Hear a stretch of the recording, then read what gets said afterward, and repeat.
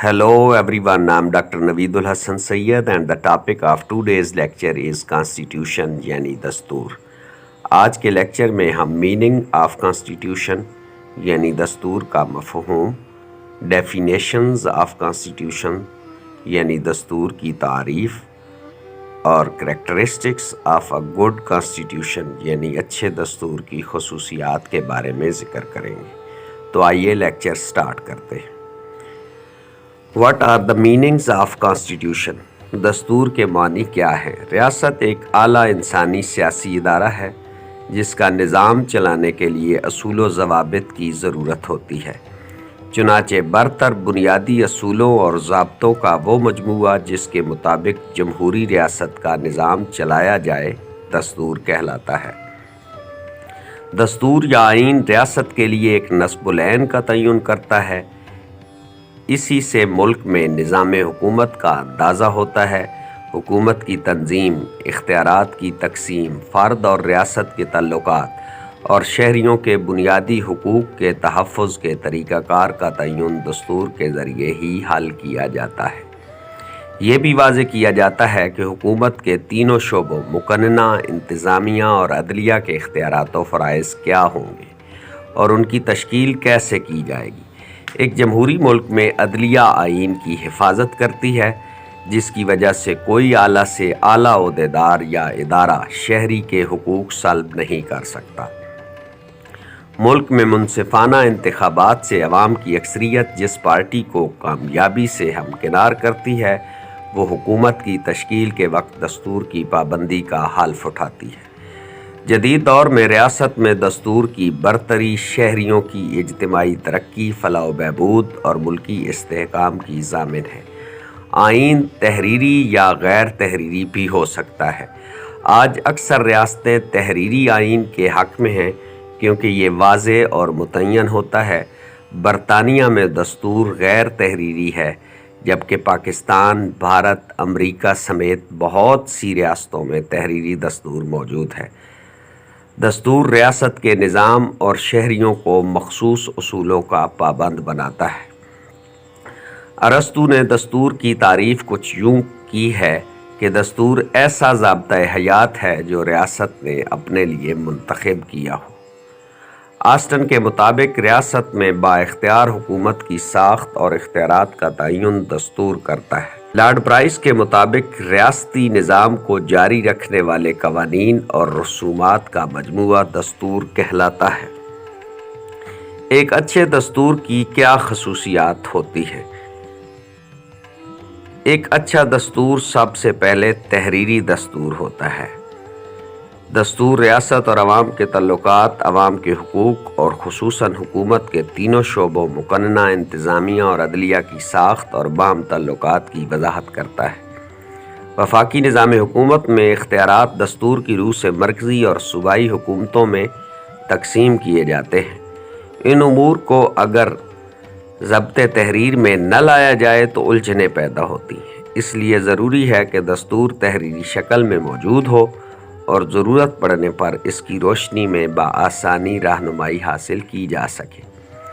दस्तूर का जमहूरी होना भी ज़रूरी है। तर्ज हुकूमत बादशाहत हो, आमरीत हो, जमहूरियत हो या कोई भी किस्म हो, दस्तूर का वजूद ज़रूरी समझा गया है। अच्छा दस्तूर जमहूरी होता है जिसमें इख्तियारात का सरचश्मा किसी फ़र्द की ज़ात नहीं बल्कि अवाम होते हैं। पूरा निज़ाम हुकूमत अवाम की मंशा के तहत चलाया जाता है। इस निज़ाम में अवाम का तहफ़्फ़ुज़, आज़ादी और हुकूक हासिल होते हैं, वो बेबस नहीं होते। बहुत ज़रूरी है कि दस्तूर जमहूरी कदरों पर मुश्तमिल हो।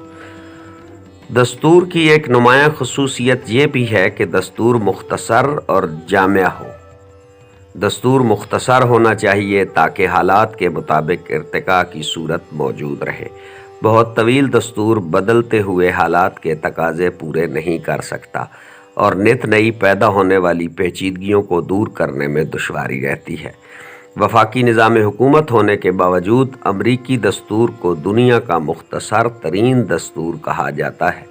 यही वजह है कि अमरीकी दस्तूर को एक जामिया और ज़िंदा दस्तूर का नाम दिया गया है। दस्तूर मुख्तसर हो लेकिन साथ साथ इसे जामिया भी बनाया जाना चाहिए। اس سے مراد یہ ہے کہ تمام اہم پہلوؤں کو دستور کا حصہ بنا دیا جائے تاکہ کوئی مسئلہ پیدا ہو تو جامع دستور کی موجودگی میں بآسانی حل کیا جا سکے۔ دستور جامع اور تقاضوں کے مطابق ہونا چاہیے۔ غیر لچکدار دستور ہونا چاہیے۔ دستور میں آسانی سے ترمیم کرنا ممکن نہ ہو تو نظام صحیح ڈگر پر چلتا رہتا ہے۔ اگر دستور میں تبدیلیاں لانے میں حکمران جماعت کو سہولت ہو تو وہ اسے اپنے مفادات کے تحت ڈالتی رہے گی۔ ہر آنے والی حکومت دستور کو اپنی پسند کے مطابق ترتیب دیتی رہے گی۔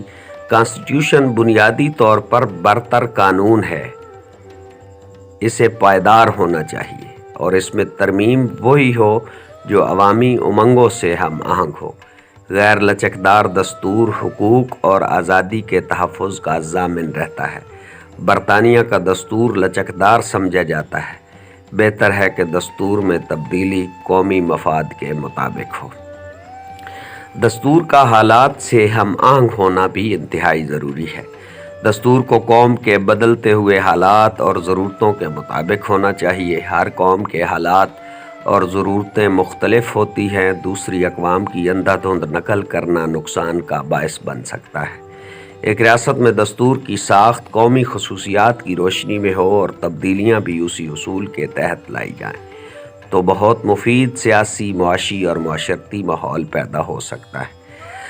عوام کے حقوق کا تحفظ بھی دستور کی نمایاں خصوصیات میں سے ایک اہم خصوصیت ہے۔ اچھے دستور میں شہریوں کے حقوق کی فہرست شامل کی جاتی ہے اور انہیں اختیار حاصل ہوتا ہے کہ وہ اپنے حقوق کی بازیابی کے لیے دستور کی روح سے عدالتوں کی مدد حاصل کر سکیں۔ جس دستور میں حقوق شامل نہ کیے گئے ہوں جمہوری دستور نہیں سمجھا جاتا۔ ہر جمہوری ملک میں حقوق کی حفاظت کی ذمہ داری دستور اور عدلیہ پر عائد ہوتی ہے، یوں شخصی آزادیاں محفوظ رہتی ہیں۔ عوام کی پسند بھی دستور کی نمایاں خصوصیت ہے۔ دستور کی تیاری میں اگر عوام اور ان کے نمائندوں کو شامل کیا گیا ہو تو یہ پائیدار ہوتا ہے۔ 1973 کے پاکستانی دستور کی تشکیل عوام کے منتخب نمائندوں نے کی اور اس دور کی دستور ساز اسمبلی کے کسی رکن کی طرف سے کبھی منفی رائے نہیں آئی تھی، اس لیے دستور عوامی کہلایا۔ آزاد عدلیہ۔ دستور کے تحت عدلیہ کو آزاد اور با اختیار بنایا گیا ہو اور یہ ہر قسم کے دباؤ سے آزاد ہو کر اپنی ذمہ داریاں نبھا سکے تو ایک جمہوری اور فلاحی ریاست قائم رہتی ہے۔ آزاد عدلیہ شہریوں اور معاشرے کی آزادی کے لیے بنیادی شرط مانی گئی ہے۔